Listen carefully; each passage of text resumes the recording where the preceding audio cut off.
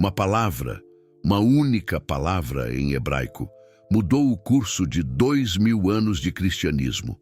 Uma pequena falha na tradução, um erro aparentemente insignificante, que alterou a compreensão de bilhões de pessoas sobre a figura mais importante da fé cristã, Spinoza, um dos primeiros a ousar expor publicamente essa falha, pagou um preço altíssimo, revelando o que os tradutores antigos já sabiam, mas escolheram silenciar.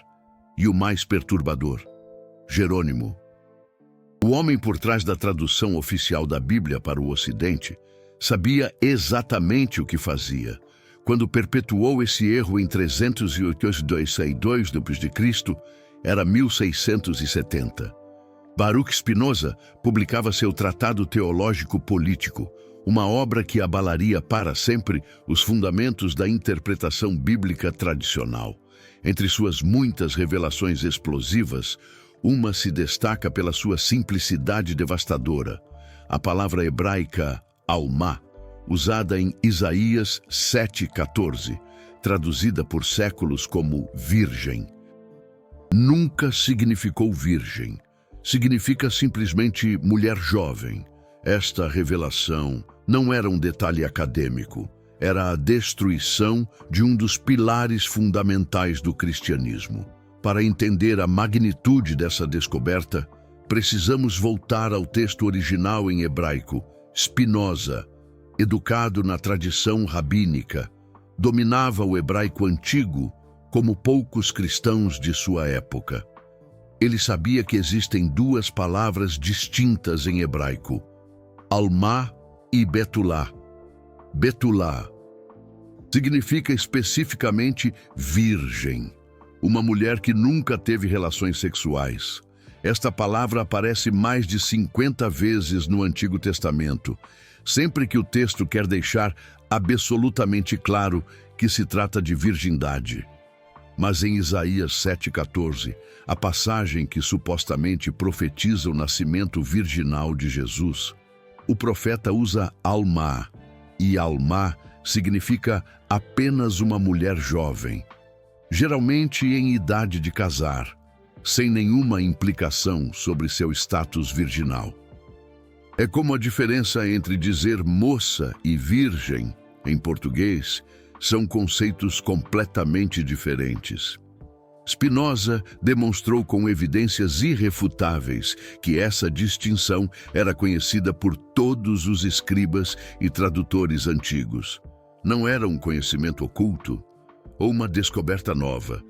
Qualquer pessoa com conhecimento básico de hebraico conhecia a diferença. Então surge a pergunta inevitável: como esse erro entrou na tradição cristã? E por que foi mantido por tanto tempo? A resposta começa com a Septuaginta, a famosa tradução grega do Antigo Testamento, feita por judeus em Alexandria por volta de 250 a.C. Quando esses tradutores encontraram alma em Isaías 7,14, traduziram para o grego como partenos. Aqui surge a primeira ambiguidade, porque partenos pode significar tanto virgem quanto mulher jovem, dependendo do contexto. Era uma tradução tecnicamente aceitável, mas que abria espaço para interpretação. Séculos depois, os primeiros cristãos encontraram essa palavra partenos na Septuaginta. Mateus, escrevendo para uma audiência que não conhecia hebraico, interpretou partenos exclusivamente como virgem e construiu toda a narrativa do nascimento virginal de Jesus sobre essa interpretação. Ele cita Isaías 7,14 dizendo: "Eis que a virgem conceberá", estabelecendo isso como o cumprimento de uma profecia messiânica. Mas Spinoza expôs algo ainda mais perturbador. O contexto histórico original de Isaías 7,14 não tem absolutamente nada a ver com o Messias ou com eventos que aconteceriam 700 anos no futuro. Isaías estava falando com o rei Acaz de Judá em 735 a.C., durante uma crise política específica. Damasco e Israel haviam formado uma aliança contra Judá. e o rei Acaz estava aterrorizado. Isaías foi enviado para dar-lhe um sinal de que Deus protegeria Judá. O sinal era simples e imediato: uma jovem mulher. Provavelmente alguém conhecida do rei, talvez sua própria esposa ou a esposa do profeta, teria um filho. Antes que este filho crescesse o suficiente para distinguir o bem do mal, os reinos inimigos seriam destruídos.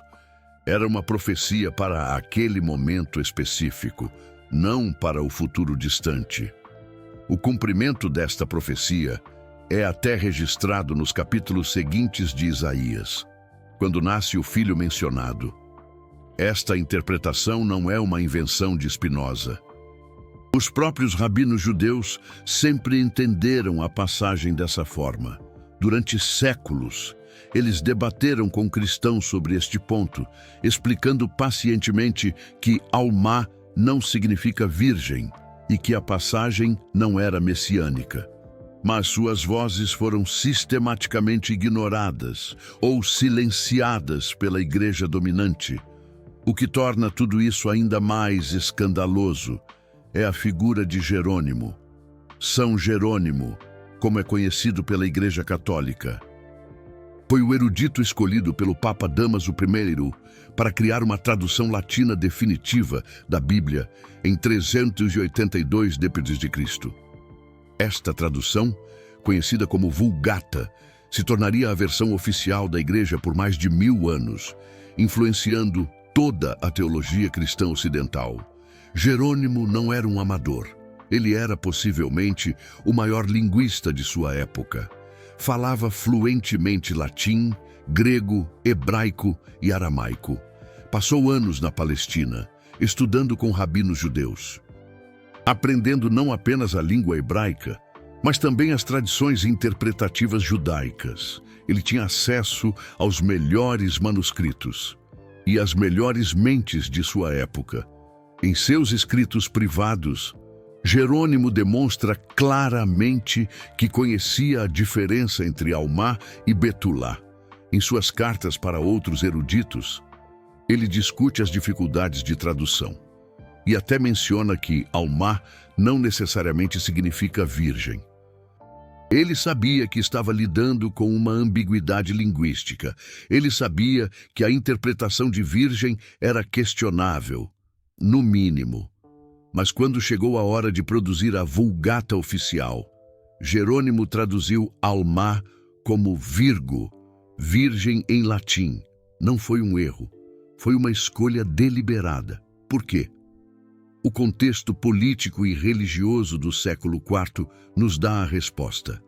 O cristianismo havia acabado de se tornar a religião oficial do Império Romano sob Constantino. A Igreja estava em processo de consolidação doutrinária, estabelecendo dogmas que a distinguiriam definitivamente tanto do judaísmo quanto das religiões pagãs. A virgindade de Maria havia se tornado um ponto central dessa diferenciação. Separava Jesus de todos os outros líderes religiosos e figuras divinas. Dava ao cristianismo uma narrativa única de pureza e divindade. Abandonar esta doutrina naquele momento seria desastroso para a autoridade da Igreja nascente. Jerônimo escolheu a estabilidade doutrinária sobre a precisão textual. Spinoza não parou sua análise apenas na questão linguística. Ele examinou como a doutrina do nascimento virginal se desenvolveu nos primeiros séculos do cristianismo. O que ele descobriu foi revelador. O Evangelho de Marcos, o mais antigo, escrito por volta de 70 d.C., não menciona o nascimento virginal. Começa com Jesus adulto, sendo batizado. Para Marcos, a origem divina de Jesus não dependia de um nascimento miraculoso, uma construção imponente. A doutrina cristã se erguia, em Marcos, sobre bases sólidas, sem o mistério do nascimento virginal. Paulo, que escreveu suas cartas ainda mais cedo, entre 50 e 60 d.C., também não menciona o nascimento virginal. Em Gálatas, 4:4, ele afirma que Jesus nasceu de mulher, uma expressão grega que indica um nascimento completamente normal. Em Romanos 1:3, Paulo diz que Jesus era da descendência de Davi segundo a carne, uma linhagem biológica comum, uma árvore genealógica como tantas outras famílias brasileiras, sem o milagre da concepção imaculada. A história do nascimento virginal surge em Mateus e Lucas, evangelhos escritos posteriormente para um público predominantemente gentil, não familiarizado com as tradições judaicas. São esses evangelhos que tecem as narrativas elaboradas sobre anjos, sobre Maria, sobre José cogitando o divórcio secreto, sobre a concepção pelo Espírito Santo, uma catedral suntuosa, mas construída sobre areia movediça. Ambos se baseiam na interpretação errada de Isaías 7:14, uma chave antiga, mal usada para desvendar um segredo, mas espinhosa, com a perspicácia de um mestre carpinteiro examinando os alicerces de uma construção monumental. Foi além. Ele analisou como a própria Bíblia usa a palavra alma em outras passagens. E o que encontrou desmontou completamente a interpretação virginal. Em Provérbios 30:19, o texto fala sobre o caminho do homem com uma alma, claramente referindo-se a uma relação sexual normal, um encontro amoroso, como tantos outros na história da humanidade. Seria absurdo interpretar isso como o caminho do homem com uma virgem. Perderia todo o sentido, como uma sinfonia tocada com instrumentos desafinados. Em Gênesis 24:43, Rebeca é chamada de Alma quando busca água, mas no versículo 16, quando o texto quer enfatizar sua virgindade, usa a palavra Betula. Se Alma significasse virgem, por que a mudança para Betula? A resposta é clara. São palavras diferentes, com significados diferentes, como a diferença entre um simples galho de árvore e uma árvore frondosa e imponente. No Cântico dos Cânticos, Alma se refere a jovens mulheres em contextos claramente românticos e sexuais. Em lugar algum do Antigo Testamento, Almar é usado inequivocamente para significar virgem. Se os autores bíblicos quisessem falar de virgindade, eles usariam Bétula, como um artesão escolhe a ferramenta certa para o trabalho. A evidência apresentada por Spinoza era esmagadora, irrefutável. Mas as consequências de aceitar essa verdade eram monumentais para a Igreja.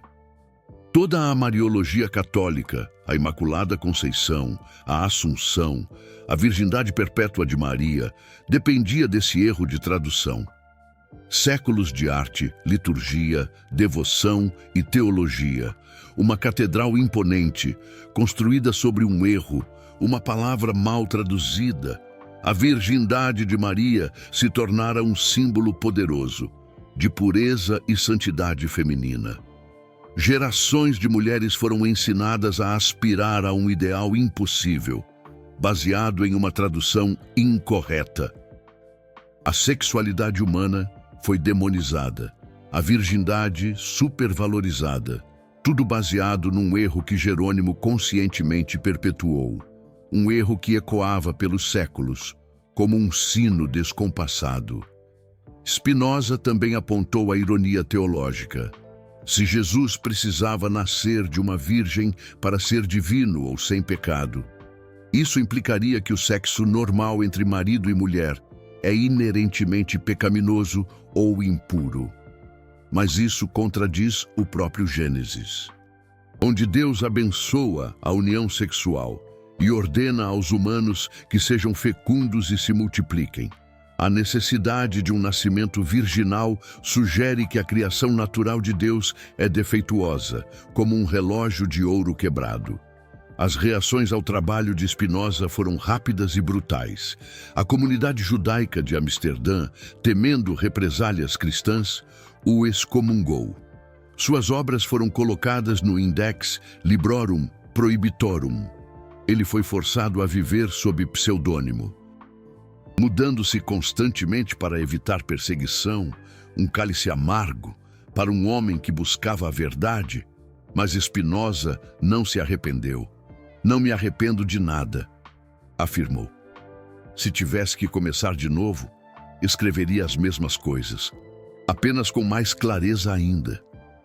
Ele acreditava que a verdade textual e histórica era fundamental para qualquer fé genuína. Construir doutrinas sobre erros de tradução era construir sobre areia, como construir uma casa de cartas. O fascinante é que muitos eruditos cristãos modernos reconhecem privadamente que Spinoza estava certo. As traduções acadêmicas modernas da Bíblia frequentemente traduzem Isaías 7,14 como uma jovem mulher conceberá, com notas de rodapé explicando a controvérsia. Seminários teológicos sérios ensinam sobre esta questão de tradução, mas as doutrinas oficiais permanecem inalteradas. Uma fachada imponente, escondendo as rachaduras nos alicerces. O catecismo da Igreja Católica ainda afirma o nascimento virginal. Igrejas protestantes ainda recitam o credo apostólico. Milhões de fiéis baseiam sua fé em uma tradução que sabemos estar incorreta há mais de 350 anos, desde que Spinoza a expôs. Um segredo guardado a 7 chaves. Isso levanta questões profundas sobre a natureza da fé e da tradição religiosa. Se uma doutrina tão central pode estar baseada em um erro de tradução conhecido, o que mais precisa ser reexaminado? Quantas outras verdades são na realidade mal entendidos, perpetuados por conveniência institucional? Uma teia complexa de verdades e mentiras. Spinoza nos ofereceu um caminho alternativo: interpretar os textos sagrados com honestidade intelectual, no contexto histórico e linguístico original, sem forçá-los a se conformar com doutrinas pré-estabelecidas. Isso não significa abandonar a fé, mas purificá-la de erros e manipulações acumulados ao longo dos séculos. Como limpar uma antiga estátua de poeira e sujeira? A questão da tradução de alma revela o poder das instituições religiosas. Quando confrontadas com evidências de erro, elas escolhem manter o erro. A preservação da autoridade institucional se torna mais importante que a verdade, como uma fortaleza protegendo seus segredos. Mas há sinais de mudança. Cada vez mais cristãos educados estão descobrindo essas questões. A internet tornou impossível esconder informações. A verdade que Spinoza arriscou sua vida para revelar está finalmente alcançando as massas, como um rio quebrando uma represa. Curiosamente, aceitar que Maria não era virgem no sentido biológico não diminui necessariamente a importância teológica de Jesus. Muitos teólogos progressistas argumentam que a divindade de Jesus não depende de como ele foi concebido, mas de quem ele era e o que ensinou. O nascimento virginal pode ser uma metáfora teológica, não um fato biológico. Um Jesus nascido de forma completamente humana poderia ser teologicamente mais significativo. Mostraria que o divino pode emergir do completamente humano, que a santidade não requer uma separação do natural, que Deus trabalha através dos processos normais da vida, não apesar deles, uma prova de amor inabalável. Spinoza nos lembra que os autores bíblicos eram produtos de seu tempo e cultura. Eles usavam as linguagens e conceitos disponíveis para expressar verdades espirituais profundas, como artistas pintando em suas telas.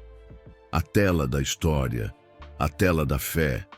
Forçar interpretações literais em textos escritos em contextos tão distintos do nosso é uma violência, tanto contra o texto quanto contra a verdade. A coragem de Spinoza em expor esse erro de tradução não surgiu de um desejo de destruir a fé, mas de purificá-la. Ele acreditava que uma fé baseada na verdade era mais forte que uma baseada em erros, não importa o quanto esses erros fossem antigos ou venerados. Como ele mesmo escreveu, a verdade é o critério de si mesma e do falso. O legado de Spinoza, nessa questão, vai além da simples correção de um erro de tradução. Ele nos ensinou a importância do pensamento crítico, mesmo em assuntos de fé, a coragem de questionar autoridades estabelecidas e a integridade de buscar a verdade.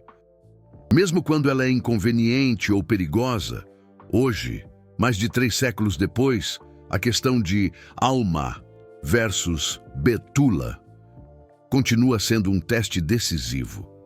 Não apenas um teste de conhecimento bíblico, mas um teste de honestidade intelectual. Estamos dispostos a aceitar que tradições milenares podem estar erradas? Temos a coragem de seguir a evidência. Por onde ela nos levar? Para Spinoza, a resposta era clara: a verdade. Por mais perturbadora que seja, é sempre preferível ao erro confortável. E a verdade sobre Isaías 7,14 é que nunca falou sobre uma virgem. Falou sobre uma jovem mulher que teria um filho, como sinal para o rei Acás. Qualquer outra interpretação é uma imposição posterior. Não importa quantos séculos de tradição a sustentem. O mais irônico de tudo é que os judeus, o povo que preservou esses textos hebraicos por milênios, sempre souberam a verdade. Eles nunca interpretaram Isaías 7,14 como uma profecia messiânica sobre nascimento virginal. Para eles, sempre foi óbvio que Alma significa jovem mulher. Foram necessários séculos de reinterpretação cristã para transformar uma simples palavra hebraica em um dos maiores mal-entendidos da história religiosa. Mas vamos aprofundar ainda mais. Porque Spinoza não parou por aqui. Ele investigou meticulosamente cada uso da palavra Alma no texto hebraico, criando um catálogo completo que destruiria qualquer tentativa de defender a tradução virginal. Em Salmos 68, 25, por exemplo, Alamot, plural de alma, é usado para descrever jovens mulheres tocando tamborins em uma procissão. Claramente, não há nenhuma implicação de virgindade aqui. São simplesmente jovens mulheres participando de uma celebração religiosa. Ainda mais revelador é o fato de que quando a Bíblia realmente quer enfatizar a importância da virgindade, ela não apenas usa betulá, mas frequentemente adiciona explicações para deixar absolutamente claro. Em Juízes 21:12, por exemplo, o texto diz: 400 moças virgens, betulá, que não conheceram o homem. Se betulá sozinha significasse inequivocamente virgem, por que seria necessário adicionar que não conheceram o homem? A resposta é que até mesmo betulá podia ter nuances, mas quando a virgindade era crucial, o texto hebraico sempre deixava isso explícito. Spinoza também examinou os targums, as antigas traduções aramaicas das escrituras hebraicas usadas nas sinagogas. Essas traduções, feitas por judeus para judeus, consistentemente traduzem Alma em Isaías 7,14 como Ulemta em aramaico, que significa simplesmente mulher jovem, sem nenhuma conotação de virgindade. Se os próprios judeus que falavam aramaico no tempo de Jesus não viam virgindade nessa passagem, como podemos insistir que ela estava lá? Outro aspecto fascinante que Spinoza explorou foi a genealogia de Jesus apresentada nos evangelhos. Mateus traça a linhagem de Jesus através de José, listando cuidadosamente 42 gerações desde Abraão. Lucas também fornece uma genealogia através de José, embora diferente da de Mateus, mas se José não era o pai biológico de Jesus, por que essas genealogias? Por que estabelecer tão cuidadosamente uma linhagem davídica através de alguém que supostamente não tinha conexão biológica com Jesus? A resposta é que os primeiros cristãos judeus, aqueles que conheciam Jesus pessoalmente, não tinham nenhum conceito de nascimento virginal. Para eles, Jesus era o Messias, porque era descendente de Davi através de José, seu pai biológico. A ideia do nascimento virginal foi uma adição posterior, criada para audiências gregas e romanas que estavam familiarizadas com histórias de deuses gerando filhos com mulheres mortais. Spinoza também apontou as contradições nas próprias narrativas do nascimento nos evangelhos. Mateus conta a história do ponto de vista de José. O anjo aparece para ele. Ele toma as decisões. Maria é quase uma figura passiva. Lucas conta do ponto de vista de Maria. O anjo aparece para ela. Ela visita Isabel. José é quase incidental. Essas não são apenas perspectivas diferentes da mesma história. São histórias fundamentalmente diferentes, criadas independentemente para servir a diferentes propósitos teológicos. Mais perturbador ainda, Spinoza notou que os próprios irmãos e a família de Jesus não acreditavam nele durante seu ministério. João 7,5 explicitamente diz: nem mesmo seus irmãos acreditavam nele. Marcos 3,21 relata que sua família tentou levá-lo embora porque pensavam que ele havia enlouquecido. Se Maria realmente tivesse experimentado uma concepção virginal, anjos e todos os milagres relatados nas narrativas do nascimento, como ela e os outros filhos poderiam duvidar de Jesus? A resposta óbvia é que essas histórias miraculosas sobre o nascimento não existiam ainda. Foram criadas depois, quando a família de Jesus já não estava por perto para contradizê-las. O trabalho de Spinoza também revelou como a doutrina do nascimento virginal evoluiu ao longo do tempo. Nos primeiros escritos cristãos, Maria é apenas mencionada como a mãe de Jesus. Depois, ela se torna a Virgem Mãe. Então ela se torna sempre virgem, mesmo depois do nascimento.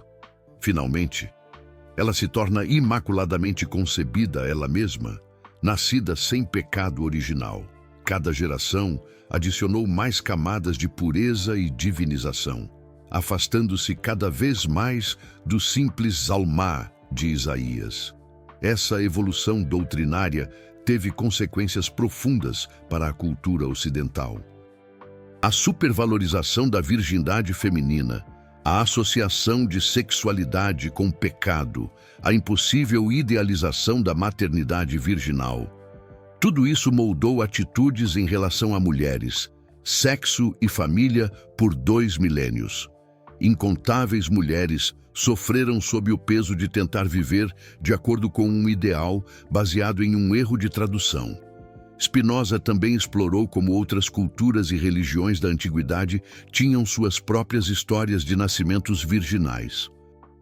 Perseu nasceu de Dânae quando Zeus a visitou como chuva dourada. Alexandre, o Grande, foi supostamente concebido quando um raio divino entrou no ventre de sua mãe. Buda nasceu do lado de sua mãe sem manchar sua virgindade.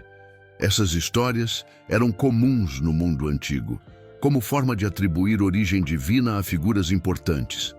O cristianismo primitivo, em sua luta por conquistar fiéis, precisava de uma história de nascimento miraculosa, uma narrativa impactante. Mas em vez de inventar algo do nada, eles simplesmente reinterpretaram Isaías 7,14, transformando Alma em virgem, construindo sua narrativa sobre essa base. Uma jogada brilhante de marketing religioso, mas edificada sobre uma falsa interpretação linguística. Um dos aspectos mais ousados do trabalho de Spinoza foi sua disposição em aplicar a análise racional a textos considerados sagrados. Para ele, A Bíblia deveria ser estudada como qualquer outro texto antigo, analisando sua linguagem, seu contexto histórico, seu desenvolvimento textual e suas contradições internas. Essa abordagem revolucionária para a época é hoje padrão nos estudos bíblicos acadêmicos. Mas Spinoza foi além da mera análise textual. Ele questionou a própria ideia de revelação divina e de texto sagrado infalível. Se Deus realmente desejava comunicar verdades eternas à humanidade, argumentou Spinoza, por que o faria através de textos ambíguos? Em línguas mortas, sujeitos a erros de cópia e tradução, por que não gravar essas verdades diretamente no coração humano, de forma inquestionável? A resposta de Spinoza foi radical. Os textos bíblicos não são revelação divina direta, mas registros humanos de experiências e reflexões espirituais. Eles contêm sabedoria e insights, mas também erros, contradições e as limitações de seus autores humanos.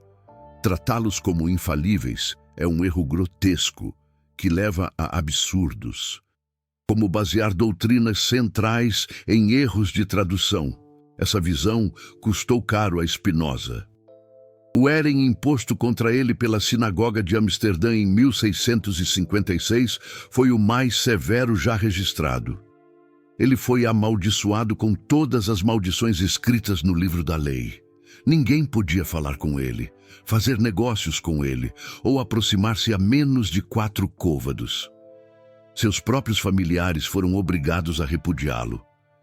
Ele tinha apenas 23 anos, mas Spinoza perseverou, sustentando-se como polidor de lentes enquanto desenvolvia sua filosofia revolucionária. Ele recusou uma cátedra universitária porque isso exigiria que moderasse suas visões. Recusou uma pensão generosa de Luís XIV porque vinha com condições. Ele escolheu a pobreza e a independência em vez do conforto e do compromisso.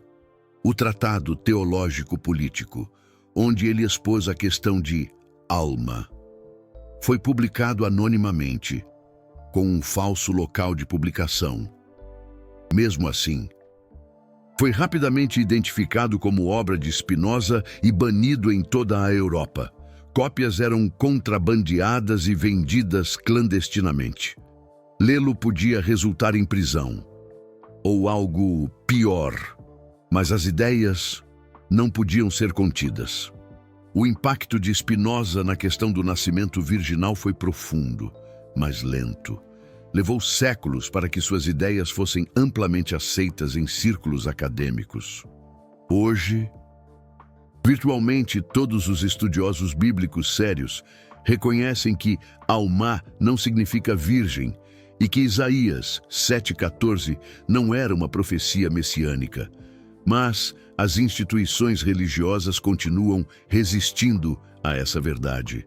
O Concílio Vaticano II, o grande concílio modernizador da Igreja Católica nos anos 1960, teve a oportunidade de abordar essa questão. Alguns teólogos progressistas sugeriram reinterpretar o nascimento virginal de forma simbólica, em vez de literal. Mas os conservadores prevaleceram e o dogma permaneceu inalterado. A verdade histórica e linguística foi sacrificada no altar da tradição. Igrejas protestantes, apesar de sua suposta aderência ao princípio de sola scriptura, somente a Escritura, também se recusam a abandonar a doutrina do nascimento virginal. Elas preferem ignorar o que a Escritura realmente diz em hebraico e manter uma tradução incorreta, porque abandoná-la seria admitir séculos de erro. Enquanto isso, novos movimentos cristãos continuam surgindo, muitos deles construindo suas teologias sobre a mesma fundação defeituosa. Pentecostais, carismáticos, evangélicos, todos aceitam o nascimento virginal como verdade inquestionável, sem nunca examinar a evidência linguística que Spinoza expôs há mais de 350 anos. Mas há sinais de esperança. Cada vez mais cristãos educados estão descobrindo essas questões por conta própria. A internet democratizou o acesso a informações que antes eram restritas a seminários e bibliotecas especializadas. Jovens cristãos estão fazendo perguntas que suas igrejas não podem ou não querem responder. Alguns teólogos corajosos estão seguindo o exemplo de Spinoza, aplicando honestidade intelectual ao estudo bíblico. Eles reconhecem que aceitar erros históricos e linguísticos não fortalece a fé, a enfraquece. Uma fé que exige que seus aderentes ignorem evidências não é fé, é superstição. O legado de Spinoza nessa questão é claro: a verdade importa. Não podemos construir espiritualidade genuína sobre falsidades. Não importa quão antigas ou veneradas sejam. Se nossa fé não pode sobreviver ao escrutínio histórico e linguístico, então talvez precise ser reformulada ou abandonada. A questão de Alma versus Betula é um teste, não apenas de conhecimento bíblico, mas de integridade intelectual. Estamos dispostos a seguir a evidência onde ela nos levar, mesmo que contradiga crenças profundamente arraigadas? Temos a coragem de admitir que tradições milenares podem estar erradas? Para Spinoza, não havia escolha. A verdade era seu valor supremo. Como ele escreveu: "O homem livre pensa menos que tudo na morte, e sua sabedoria é uma meditação não da morte, mas da vida. Viver verdadeiramente é viver na verdade. Não importa quão desconfortável ela seja. A ironia final é que aceitar a verdade sobre alma não precisa destruir a fé cristã, pode, na verdade, fortalecê-la. Um Jesus completamente humano, nascido de forma normal, que ainda assim viveu uma vida extraordinária e ensinou verdades transformadoras. É talvez mais inspirador que um semideus nascido milagrosamente. Se Deus pode trabalhar através do completamente humano, então há esperança para todos nós. Se santidade não requer separação do natural, então podemos encontrar o divino no cotidiano. Se Jesus era plenamente humano, então seu exemplo é verdadeiramente alcançável, não apenas um ideal impossível. Spinoza nos mostrou que podemos ter espiritualidade sem superstição, fé sem falsidade, reverência sem ignorância. Podemos honrar os textos antigos enquanto reconhecemos suas limitações. Podemos buscar o divino enquanto permanecemos firmemente plantados na realidade. A batalha sobre Alma continua. De um lado, aqueles que insistem em manter um erro porque sua autoridade depende dele. Do outro, aqueles que buscam a verdade, não importa onde ela leve. Spinoza escolheu seu lado há 350 anos. A questão é, de que lado você está? É importante entender que Spinoza não estava sozinho em suas conclusões, embora tenha sido o mais corajoso em expressá-las publicamente. Outros estudiosos de sua época, trabalhando silenciosamente em bibliotecas e mosteiros, chegaram às mesmas conclusões perturbadoras. Mas apenas Spinoza teve a coragem de publicar, sabendo que isso significaria o fim de sua vida normal. Um ato de imensa audácia, uma aposta tudo ou nada na busca pela verdade. A verdade sobre Moça é apenas a ponta do iceberg, um pequeno pedaço de gelo flutuando em um oceano imenso e profundo de incertezas. Uma vez que aceitamos que um erro de tradução tão fundamental foi perpetuado conscientemente, somos forçados a questionar tudo, a base sobre a qual construímos nossas verdades, a solidez daquilo em que acreditamos. Imagine uma catedral gótica imponente, erguida com majestosa beleza, mas seus alicerces são de areia movediça. Essa é a metáfora que retrata a fragilidade da doutrina cristã construída sobre uma tradução errônea. Um edifício grandioso, ameaçando ruir a qualquer momento. Quantas outras doutrinas estão baseadas em mal-entendidos semelhantes? Quantas outras verdades eternas são, na realidade, erros humanos cristalizados pelo tempo e pela tradição? Como um vinho velho que já perdeu seu sabor original, ficando apenas o gosto amargo da desilusão, a chave antiga, o símbolo da verdade, revela o segredo obscuro, escondido nas profundezas da história, a Septuaginta, a Vulgata, textos sagrados, interpretados, reinterpretados, manipulados. Uma teia complexa de traduções onde a verdade se esvai como um rio que se perde no deserto. Spinoza, com sua lucidez ímpar, desvendou esse mistério, arriscando tudo para alcançar a verdadeira compreensão. Sua obra, seu legado, um farol na escuridão, iluminando o caminho para aqueles que ousam questionar, que ousam buscar a verdade, mesmo que esta verdade seja incômoda, mesmo que nos confronte. Se esta revelação de Spinoza transformou sua compreensão sobre as origens do cristianismo, considere apoiar com Super Thanks. Comente Alma. Se você acredita que a verdade histórica deve ser ensinada, mesmo quando contradiz dogmas estabelecidos, mesmo que isso signifique desafiar o estabelecido, mesmo que isso nos leve a questionar a nossa própria fé, a nossa própria crença, a nossa própria verdade,